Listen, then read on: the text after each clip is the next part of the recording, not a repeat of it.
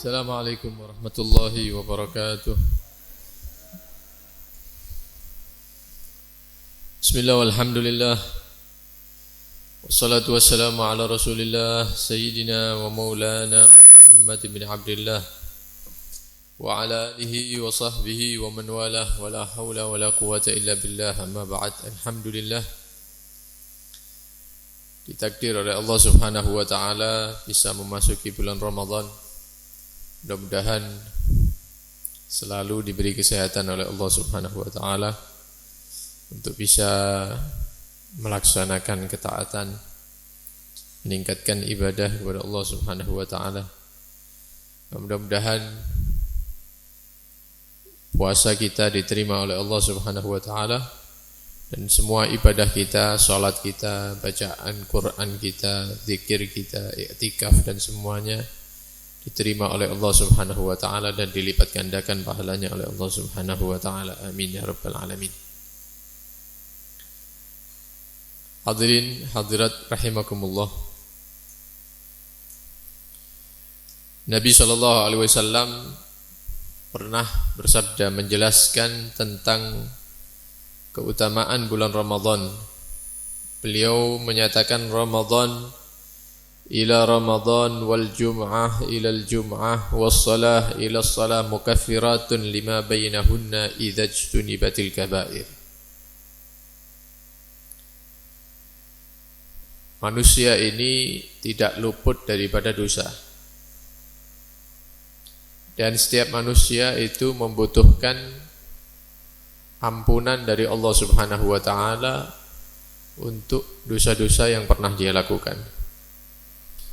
Maka Nabi SAW menjelaskan ada beberapa hal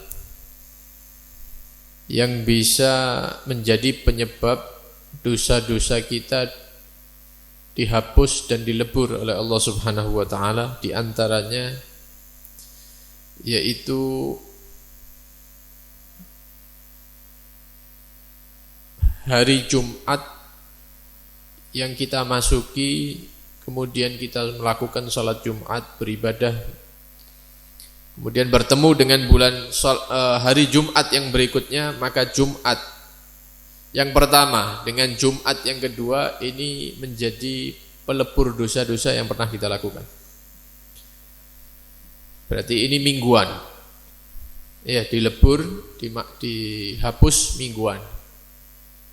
Ada yang setiap hari ada penghapusan dosa, yaitu salat yang kita lakukan, salat 5 waktu yang kita lakukan. As-salah ila salah, antara salat yang satu dengan salat yang kedua itu melebur dosa antara keduanya.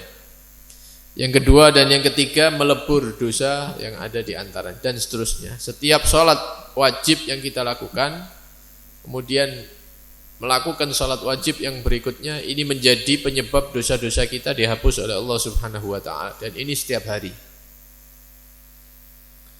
Ini setiap hari. Bahkan dalam hadis yang lain, pernah Nabi SAW memberikan permisalan. Beliau mengatakan, bagaimana pendapatmu jika ada seorang laki-laki yang di dekat rumahnya itu ada sungai yang jernih, sungai yang bersih.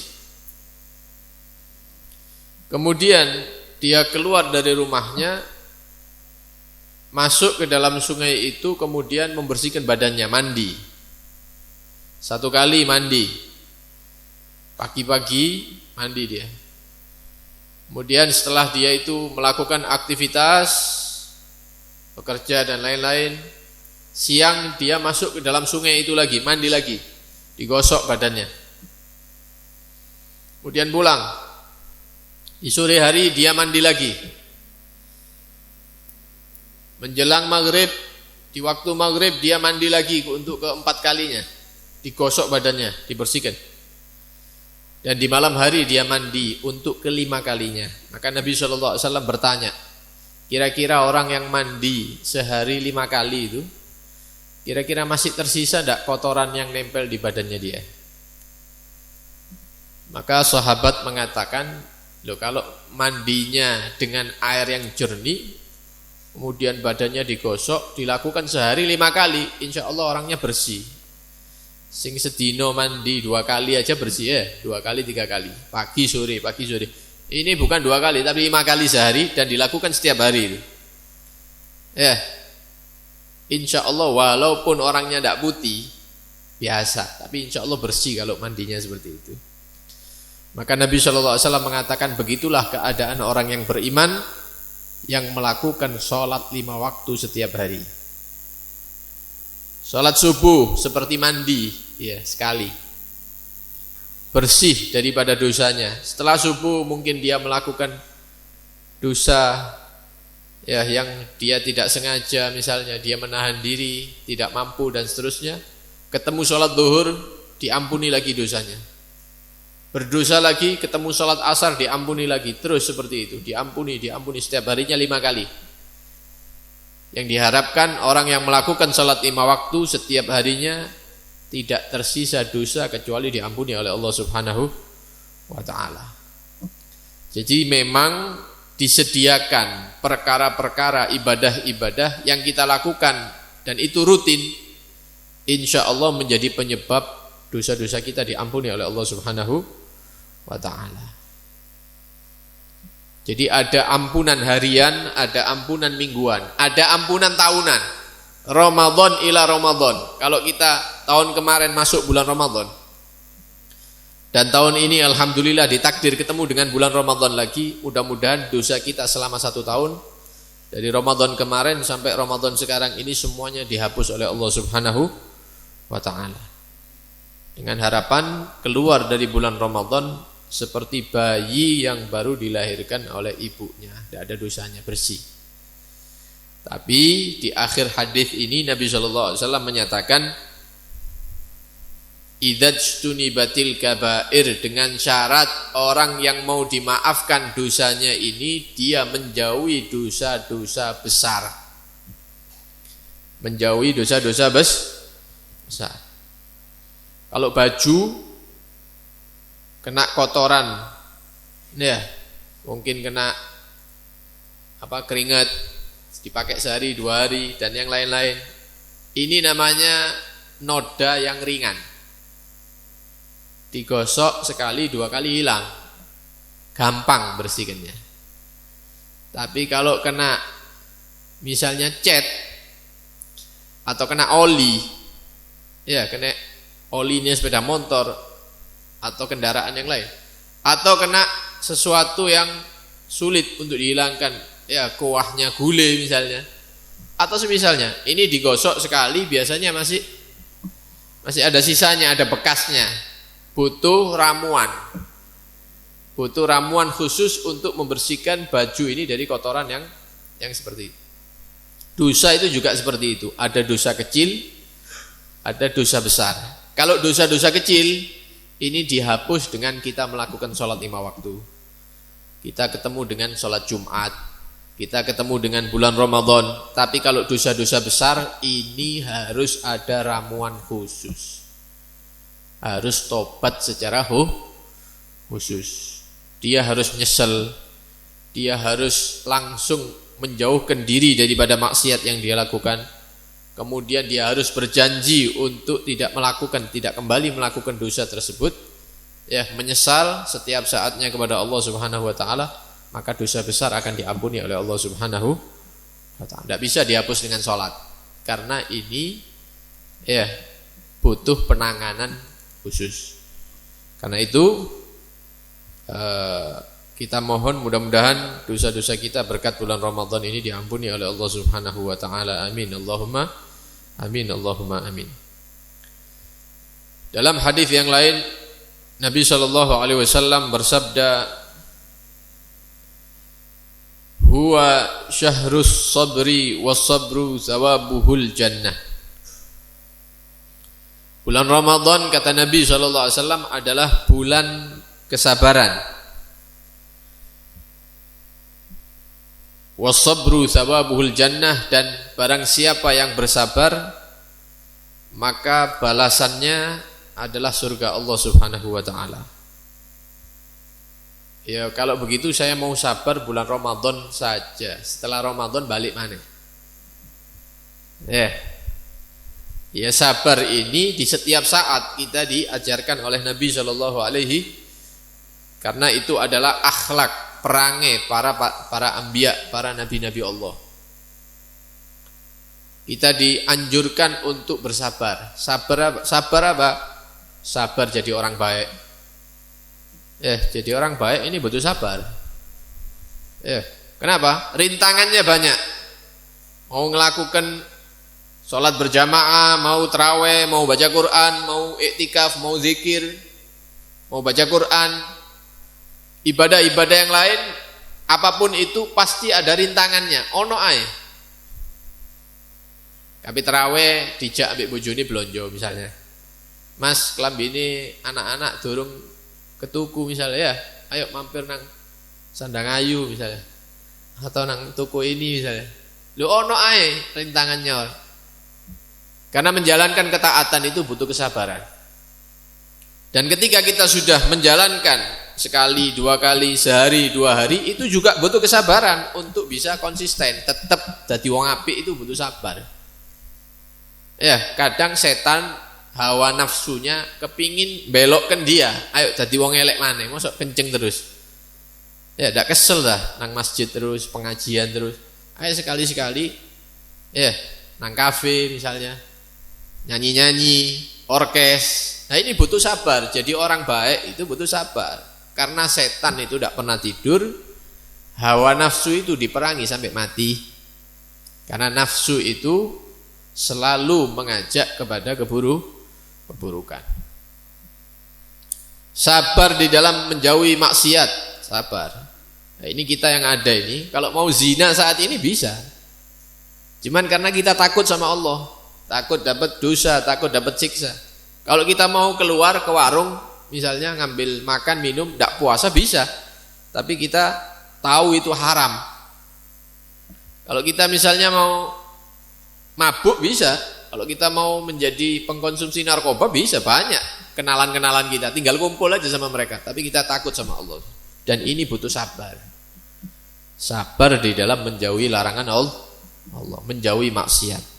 Juga sabar ketika mendapatkan musibah dari Allah Subhanahu wa ta'ala. Enak-enak iso mlaku nggae tungket misalnya. Sabar. Wis hati-hati sepeda motoran, naik mobil ditabrak teko mburi. Nah ini. Padahal kita sudah pelan-pelan, wis nggih helm, wis ini, sudah mengikuti peraturan. Tapi ditakdir sama Allah untuk kena musibah. Nah ini butuh sabar. Kena musibah, opo karepe Allah ini? Salat ya wis, poso ya ben taun. Hadir pengajian ya hadir. Sik dikeki musibah. Tak ngerti karepe opo. Nah, ini bahaya ini. Wis kena musibah dapat murka Allah Subhanahu wa taala. Yang sabar kalau dapat musibah. Dan pahala sabar yang paling besar yaitu pahala sabar ketika mendapatkan musibah dari Allah Subhanahu wa ta'ala. Lek sabar menjalankan taat itu 300 derajat. Kalau sabar menjauhi maksiat itu 600 derajat. Kalau sabar menjauhi atau sabar mendapatkan musibah dari Allah Subhanahu wa ta'ala itu 900 derajat. Karena itu banyak orang yang ngersulo ketika mendapatkan musibah. Pernah ada seorang perempuan nangis-nangis di atas kuburan. Jadi dia punya anak meninggal, diambil nyawanya oleh Allah Subhanahu wa ta'ala. Nangis, teriak-teriak seperti orang yang tidak terima. Akhirnya datang Nabi SAW dari belakang menyatakan, "Bu, yang sabar Bu ya." Nah, ini ibu-ibu ini tidak ngerti kalau yang ngomong ini Rasulullah. Akhirnya ibu ini ngomong apa? Dikatakan, "Kamu itu gampang ngomong sabar. Coba kamu yang kena musibah seperti yang saya rasakan. Mungkin kamu lebih dari saya. Enak kalau ngomong enteng, sabar. Anaknya mati. Akhirnya Rasulullah pergi. Akhirnya ditegur ibu ini sama sahabat, ya, Bu, kalau ngomong itu jangan seperti itu katanya. Yang Anda ajak ngomong itu Nabi. Loh, iya dah, saya kira orang lain. Akhirnya dia lari menemui Rasulullah SAW, minta maaf dia. Minta, ya Rasulullah, saya tidak tahu kalau itu Anda. Ya, minta maaf, saya ngomong begini begitu. Kata Nabi SAW, ya, orang itu kalau mau sabar ketika pukulan pertama, ketika mendapatkan musibah pertama kali kena, nah itu dinilai sama Allah. Duduk wis oleh setengah hari, bukan dapat 1 hari kemudian ya saiki sabar. Nah, ini bukan penilaian itu. Penilaian itu ketika musibahnya baru kena, nah itu dinilai sama Allah. Itu sabar apa enggak? Artinya kalau kena musibah jangan ngersu loh ya. Jangan menyalahkan Allah, jangan. Begitu kena musibah langsung kembalikan kepada Allah Subhanahu wa taala. Nah, bulan Ramadan ini adalah bulan kesabaran. Kalau kita di bulan-bulan yang lain diperintahkan untuk sabar, datang bulan Ramadan harus lebih sabar lagi. Ya, ngadepi apapun sudah, ngadepi keluarga, ngadepi pasangan, istri kepada suami, suami kepada istri harus lebih sabar. Aku lak wis ngomong ada ngomong mang, saiki maghrib ndak mateng segoe. Ancene ya. Nah, ini harus sabar. Paham ya? Kawin tahunan sih tidak pengalaman nih misalnya. Jangan seperti itu. Ya, ini kopi opo iki? Gulone kakean misalnya. Sabar. Istri juga sabar. Ya. Yang biasanya ngomel dikurangi frekuensinya ya. Jangan ngomel-ngomel terutama di bulan Ramadan karena balasannya surga Allah Subhanahu wa ta'ala. Ngurus anak juga lebih sabar ketika Ramadan. Ya, ngedepi orang di luar, ketemu sama orang, kalau ada yang ngejak ribut, ada yang mencaci, ndak usah direken. Ya, terutama bulan Ramadan. Ya, kalau bisa pengen dapat pahala, katakan ini shaim, saya puasa. Wis dak atene jawab ikon gitu. Ya, poso Ramadan. Bukan berarti si awan engko mari buka ketemu misalnya. Sama, karena Ramadan itu bukan siang hari saja, malam hari itu juga Ramadan harus sabar. Walaupun puasanya sudah selesai ya, wis maghrib, tetap harus sabar. Nah, dalam hadis yang lain Nabi sallallahu alaihi wasallam bersabda, "Awwaluhu rahmah." Bulan Ramadan ini awal-awal 10 awal dari Ramadan ini turun rahmat Allah. Wa awsatuhu maghfirah, dan pertengahan bulan Ramadan turun maghfirah, ampunan Allah. Wa akhiruhu idkun minan nar, dan 10 akhir yaitu pembebasan manusia daripada neraka Allah Subhanahu wa taala. Karena itu setiap saatnya berdoa kepada Allah Subhanahu wa taala, mudah-mudahan termasuk golongan orang yang dirahmati oleh Allah Subhanahu wa taala. Termasuk orang-orang yang mendapatkan maghfirah, ampunan Allah di bulan Ramadan, dan mudah-mudahan termasuk orang-orang yang dibebaskan daripada api neraka. Ya, karena di bulan yang lain Allah membebaskan beberapa orang daripada api neraka, dibebaskan sudah. Kalau dibebaskan dari api neraka berarti tidak ada tempat lain kecuali surga, karena antara dua sudah ada 3 itu sudah ada. Iya, lek surga ya neraka. Ya, tengah-tengah tidak ada. Itu di bulan-bulan lain Allah membebaskan manusia daripada api neraka, tapi kalau bulan Ramadan itu pembebasannya itu besar-besaran. Jadi kalau di antara kita keluar dari bulan Ramadan tidak termasuk kelompok besar itu yang dibebaskan oleh Allah dari api neraka, ya rugi besar kita. Ya, minta kepada Allah kemudian kita, ya pasangan kita, anak-anak kita, orang tua kita, orang ya kerabat kita, guru-guru kita, orang-orang kita kenali, orang-orang kita cintai, semuanya termasuk golongan yang dibebaskan daripada api neraka Allah. Amin Allahumma amin Allahumma amin. Nah. Dan ketahuilah bahwa ketika kita memasuki awal malam Ramadan, itu Allah Subhanahu wa taala memandang, memperhatikan orang-orang muslim, baik laki maupun perempuan. Dan barang siapa yang dipandang dan diperhatikan di malam pertama bulan Ramadan, Allah tidak akan menyiksa mereka selama-lamanya. Dan Allah Subhanahu wa taala di akhir malam bulan Ramadan, malam terakhir bulan Ramadan, Allah akan memberikan ampunan kepada mereka semua, sehingga keluar dari bulan Ramadan dosa-dosanya semua dihapus oleh Allah Subhanahu wa taala. Mudah-mudahan kita tergolong orang-orang ini insyaallah. Hadirin rahimakumullah, sering kita dengar bahwa ketika Nabi sallallahu alaihi wasallam menaiki mimbar, Nabi mengucapkan amin sebanyak 3 kali. Kemudian sahabat tanya, karena ini perkara yang tidak biasa diucapkan oleh Nabi ketika naik mimbar. Maka para sahabat bertanya, ucapan amin yang Anda ucapkan tadi ketika naik mimbar itu apa itu? Maka Nabi SAW mengatakan, baru saja malaikat Jibril datang, kemudian mengatakan, ya Muhammad, wahai Muhammad, saya akan mengucapkan beberapa doa. Nanti Anda yang mengamini doa saya. Anda yang mengamini doa saya.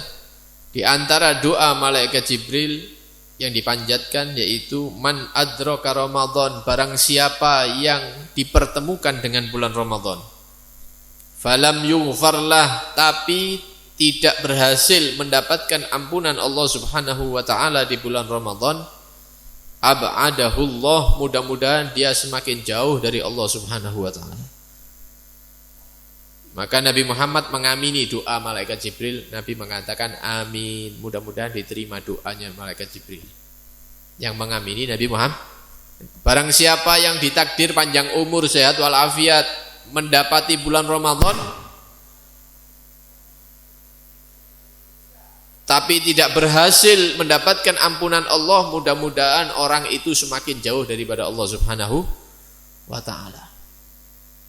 Nah, ini ada 2 sisi. Yang satu itu membuat kita itu bahagia dan berharap. Ada sisi yang lain, kita ini takut. Bahagia dan berharap, kenapa? Karena hadis ini menunjukkan bahwa Allah itu mudah dan insya Allah pasti mengampuni dosa-dosa orang yang berhasil memasuki bulan Ramadan.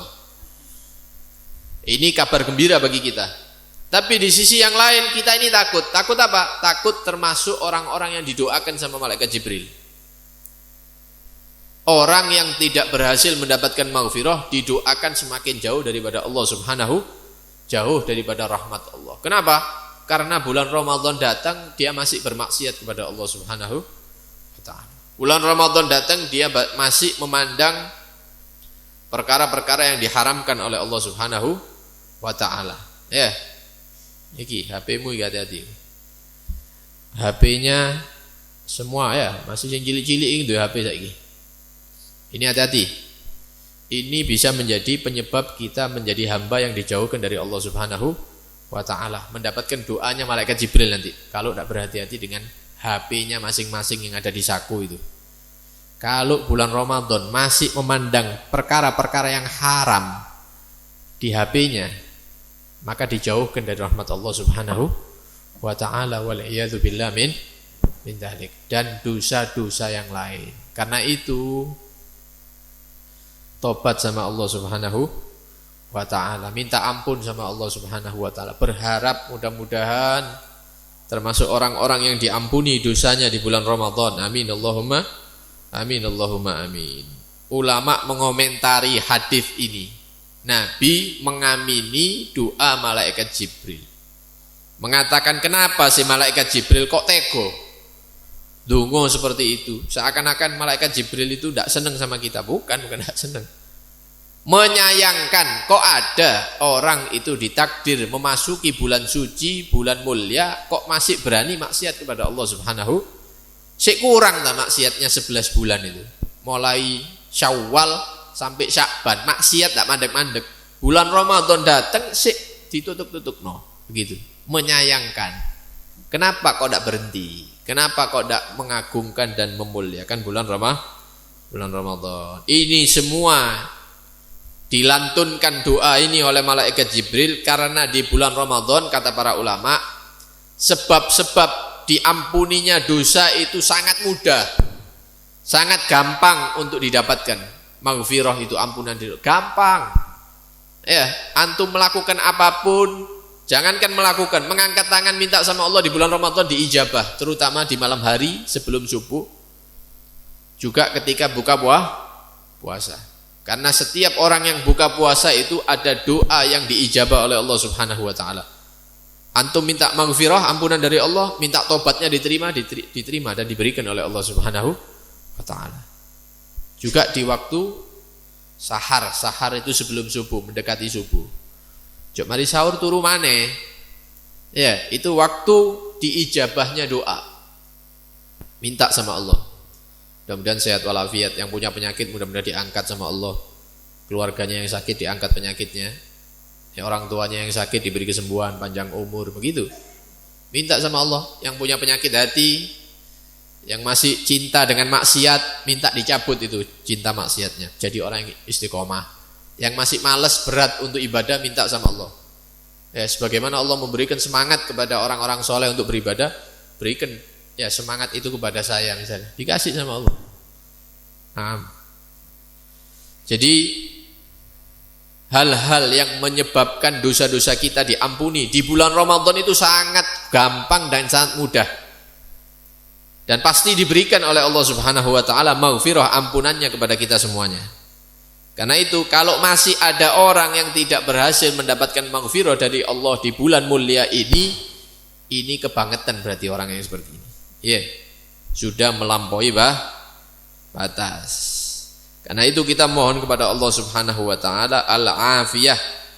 Mudah-mudahan selamat kita ini di dunia sampai akhirat, selamat daripada murka Allah, selamat daripada azab Allah, dan selamat dari segala bentuk musibah.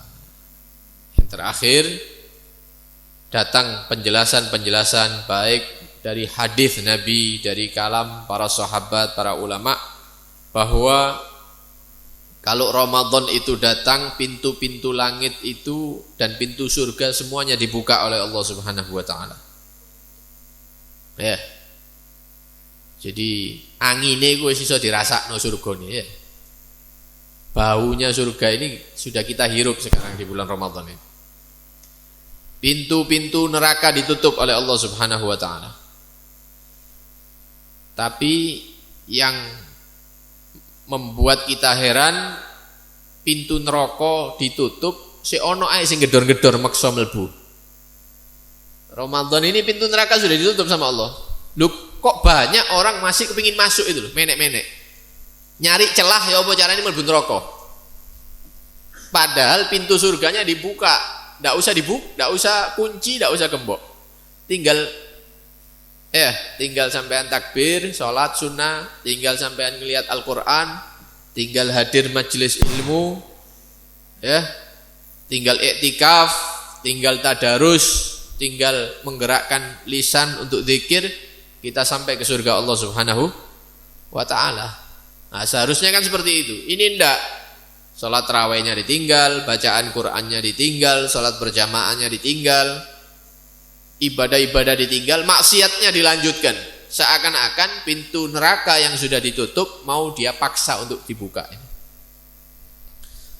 Wa tugayyat, dan diikat setan-setan di bulan Ramadan, sehingga mereka dibawa ke lautan dan dilempar di lautan oleh Allah Subhanahu wa taala, supaya orang-orang yang mau ibadah di bulan Ramadan ini tidak diganggu oleh setan. Rupanya pengaruhnya setan ini masih membekas di hatinya sebagian saudara-saudara kita ini. Setane wis ditaleni, cuman efeknya masih nempel. Jadi perbuatan jeleknya itu masih kadang-kadang dilakukan di bulan Ramadan. Padahal sudah dikondisikan sama Allah ya supaya tidak ganggu puasanya, ibadahnya.